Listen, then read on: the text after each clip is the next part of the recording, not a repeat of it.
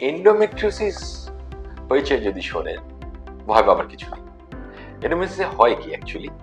এন্ডোমেট্রিওসিসে uterus, tubes, ovaries পরস্পর জুড়ে যায়। আশপাশ থেকে খাদ্যনালী, গাটস, ইন্টেস্টাইনস এসে জুড়ে যেতে পারে।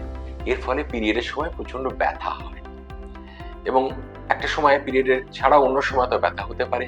দুটো ওভারিতেই চকলেট সিস্ট হতে পারে। অনেক সময় দেখা যায় এর ফলে বন্ধ্যাত্ব হয়। কিন্তু যেটাই হোক, এন্ডোমেট্রিওসিস কিন্তু ট্রিট করা যায়, মেডিসিনালি ট্রিট করা যায়। আজকাল সার্জিক্যালি ট্রিট করতে গেলে এই যে জুড়ে থাকছে বিভিন্ন অঙ্গ প্রত্যঙ্গ, এগুলো কিন্তু পেট কেটে অপারেশন করার দরকার নেই। এগুলো আমরা ল্যাপারোস্কোপিতে কয়েকটা ছিদ্র, 5 মিলিমিটার ছিদ্রের সাহায্যে এই ওভারিয়ান সিস্ট বাদ দিতে পারছি আর জড়ানো ছাড়াতে পারছি। সেজন্য এন্ডোমেট্রিওসিস হলে নিশ্চয়ই ট্রিটমেন্ট পদ্ধতি রয়েছে, এবং সেটা অনেক উন্নত হয়েছে আজকের আধুনিক যুগে।